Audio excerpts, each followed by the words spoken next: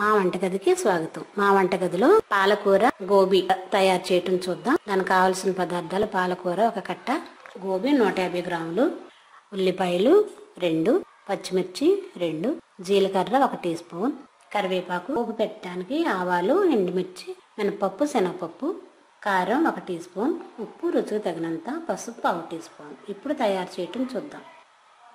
Stove వెలిగించి 2-3 table స్పూన్ల oil వేసి దానిలో జీలకర్ర, ఆవాలు, మినపప్పు, శనగపప్పు, కరివేపాకు వేసి వేయించుకుందాం. ఇప్పుడు దీనిలో సన్నగా కట్ చేసిన ఉల్లి పచ్చిమిర్చి ముక్కలు కూడా వేసి ఒకసారి కలిపి మూత పెడదాం.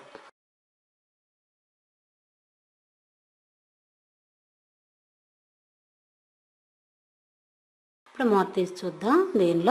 దీనిలో మనం కడిగి శుభ్రం చేసుకున్న కాలీఫ్లవర్ ముక్కల్ని వేద్దాం. ఒకసారి కలిపి మూత పెడదాం.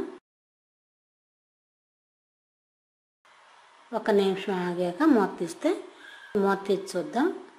ఈ కాలీఫ్లవర్ కూడా గోబీ కూడా ఉల్లిపాయలతో పాటు ఉడుకుతుంది. దీనిలో 1 టీ స్పూన్ కారం, 1/2 టీ స్పూన్ పసుపు, రుచి తగినంత ఉప్పు కూడా వేసి బాగా కలిపి 1 అర గ్లాసు నీళ్లు పోసి మళ్ళీ మూత పెట్టి 5 నిమిషాలు ఉడికిద్దాం.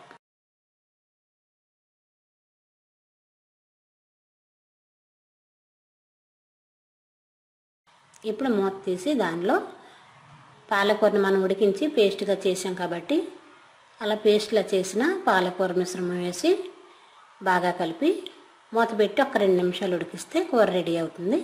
ఇప్పుడు ఒకసారి కూరను చూసి దీనిలో మూత తీసి కూర రెడీ అయింది కాబట్టి ఇప్పుడు స్టవ్ ఆఫ్ చేసి ఇలా రెడీ అయిన కర్రీ వేరే బౌల్లో తీసుకొని సర్వ్ చేద్దాం. పాలకూర ఆరోగ్యానికి ఎంతో మంచిది. పాలకూర కాలీఫ్లవర్ కర్రీ రెడీ. మరిన్ని వంటల కోసం మా వంటగదిని సబ్స్క్రైబ్ కాగలరు. ధన్యవాదములు.